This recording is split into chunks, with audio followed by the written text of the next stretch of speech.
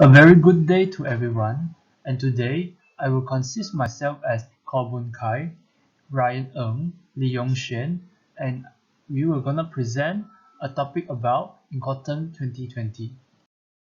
My name is Ryan Ng. As for my part, I would like to talk about the overview of Intercom.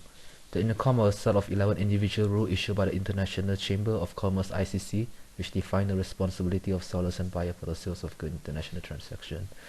Of primary importance is that each Intercom rule clarified the tasks, costs, and risks to be brought by buyers and sellers in these transactions.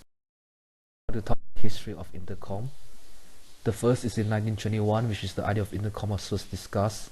The second is 1936, where they finally created Intercom, and the third is 2020, where the Intercom as we know now. To talk about the impact of COVID-19. The first is the buyer at risk, which is left to the buyer beware. The second will be the good purchase, which things getting complicated. And the third is sellers at risk, which is delivering of goods. An example of COVID-19 impacting the Incoterms could be seen in this diagram, which shows the statistics of how China Incoterms are affected due to the pandemic, as 85% of their logistic and Incoterms are affected.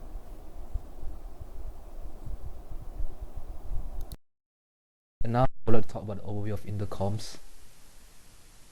There's 6 main things. The first is Incotcom, the third is the Incoterm service, the third, as you can see, is the Incoterm goal, the fourth is COVID-19 impact, the fifth is education, and finally is the Q&A.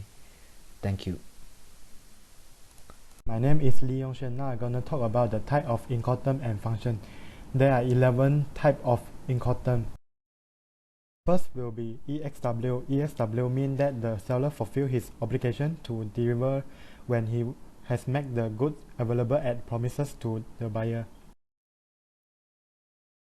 FAS means that the seller fulfills his obligation to deliver when the good has been placed alongside the vessel on the quay or in lighter at the name port of shipment.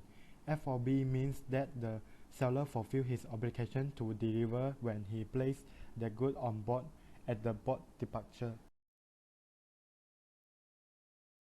CFR means that the seller must pay the cost of freight to bring the goods to the named port of destination. CIF means seller covers the cost of insurance and freight to the named port of destination or place.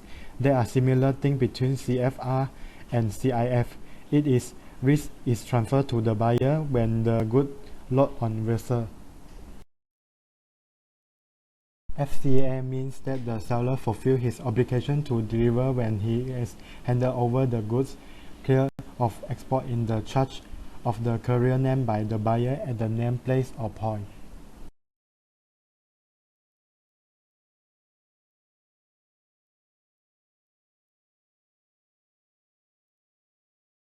DAT means that the seller delivers when the goods once unlocked from the arrived means of transport are placed at the disposal of the buyer at the named terminal at the named port of place of destination.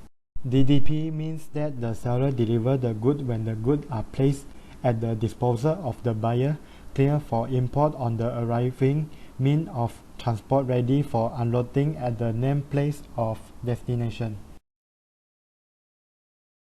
DAP means that the seller delivers when the goods are placed at the disposal of the buyer on the arriving means of transport, ready for unloading at the named place of destination. I am the group leader, Ko Boon Kai.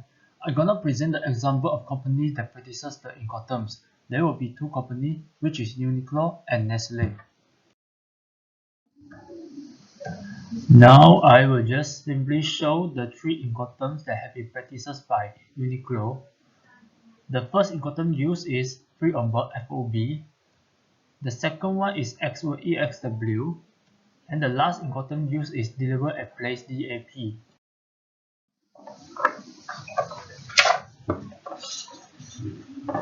In conclusion, from these three Incoterms fitting the Uniqlo criteria, it seems that choosing the FOB Incoterm will be better choice for Uniqlo, as they may not have the expertise on vessel transportation and it is better to let the exporter to do the clearing of custom document and transportation.